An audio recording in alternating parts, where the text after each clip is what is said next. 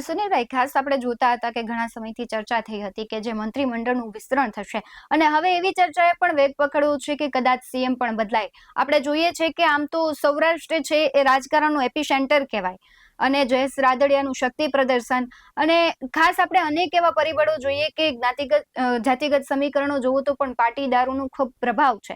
એટલે હવે જો ગુજરાત પ્રદેશ પ્રમુખ તરીકે ઓબીસી નો ચહેરો છે, તો શું સીએમ પદ તરીકે પાટીદારને મૂકવામાં આવશે? અને ક્યારે આ સીએમ પદ તરીકેની જે કહેવાય છે કે ફેરબદલી થશે, મંત્રીમંડળ થશે, તમને શું લાગી રહ્યું છે કે આ બધા ફેરફારો ક્યારે થશે?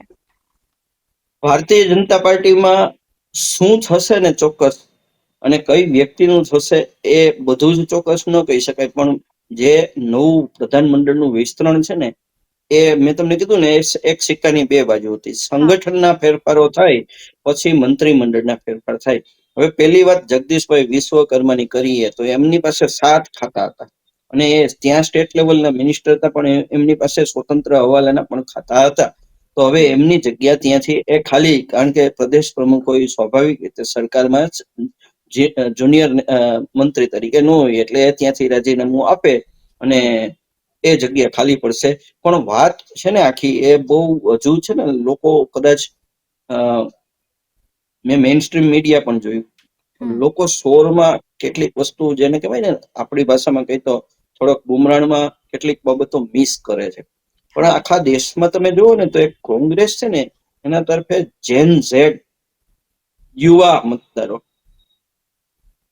મતદારો એમની તરફ વધારે આકર્ષણ છે. રાહુલ ગાંધીને તમે ક્યાંય પણ જુઓ ને તો એમની આજુબાજુમાં જે કેડર બેઝ છે, અથવા જે એનો ફોલોઅર ક્લાસ છે ને, ચાહે એમનું સોશિયલ મીડિયા લઈ લ્યો, ચાહે એમની સભાઓ લઈ લ્યો, ચાહે એમની રેલીઓ લઈ લ્યો, તો એમાં જેન ઝેડ બહુ વધારે સંખ્યામાં છે. અને આ સરકાર કેન્દ્રમાં છે ને, એ સરકાર હવે જેન ઝેડ થી અંદર ખાની બહારથી, ભલે એને લડાખમાં જે કઈ કર્યું અને જે કઈ એને કચડી નાખ્યું આંદોલનને, અને જે રીતે સોનમ વાંગચુકને અત્યારે જેલમાં જોધપુરની મૂકી દીધા, પરંતુ અંદરથી સરકાર થોડીક ક્યાંક ને ક્યાંક એલર્ટ થઈ ગઈ છે કે ભાઈ આ ક્લાસને એલર્ટ કરવો પડશે, એમને ક્યાંક ને ક્યાંક એડ્રેસ કરવો પડશે.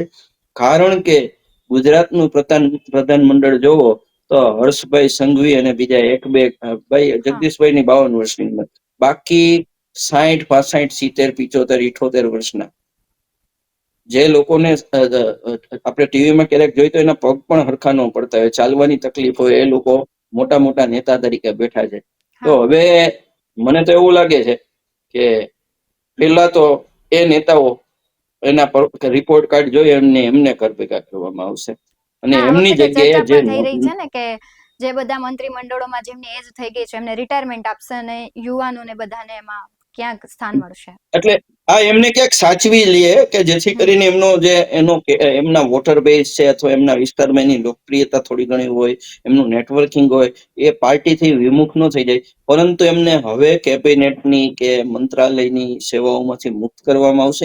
એની સામે જે એવરેજ એજ આવશે ને, હું એજમાં વાત કરું ને, તો એ 30 થી 40 ની એજના વધારે નેતાઓ આવશે. તમે જયેશ રાદડિયાની શરૂઆતમાં વાત કરી ને, તો જયેશ રાદડિયા જયારે દિલ્હી ગયા અને અમિતભાઈને મળ્યા ને, ત્યારે જ નક્કી થઈ ગયું કે જયેશ, તારે મેદાનમાં આવવાનું છે, ને યુ ડિઝર્વ બેટર. કારણ કે એ ભૂતકાળમાં કેબિનેટ મંત્રીમાંથી વિજયભાઈ રૂપાણીના મંત્રીમંડળમાંથી પડતા મુકાયેલ વ્યક્તિ હતા, અને ત્યારબાદ એને પાર્ટી માટે પ્રૂવ કર્યું કે હું પાર્ટીથી વિરુદ્ધ નથી.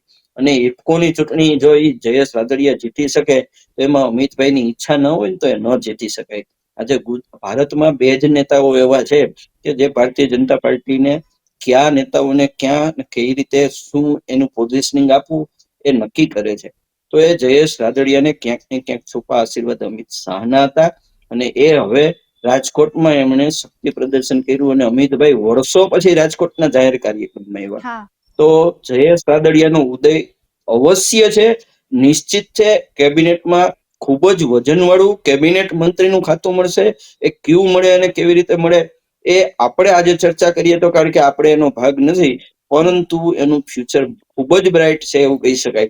મુખ્યમંત્રી બદલાવે ન બદલાવે એ બધી અટકળો છે, પણ એ અટકળોમાં હું અને તમે ખોટા પડી શકીએ, એટલે હું એ બાબતે નહીં કહું. પણ એટલું ચોક્કસ કહીશ કે ગુજરાતના મુખ્યમંત્રી જે છે, એની નીચેનું જે મંત્રીમંડળ છે, એમાં નવસર્જન કરવામાં આવશે. એનું કારણ એ છે કે મોલમાં હવે જૂનો માલ વેચાતો નથી અને નવો માલ લીધા વિના છૂટકો નથી. એટલે મોલ ખરાબ નથી, એમાં આવેલો માલ છે એ હવે જૂનો થઈ ગયો છે, એ માલનો નિકાલ કરો અને નવા લોકોને લઈ આવો. અને ભારતીય જનતા પાર્ટી એ જ રહેશે, બોટલ એ જ રહેશે, સેન્ટ બદલાશે એવું મને લાગી રહ્યું છે.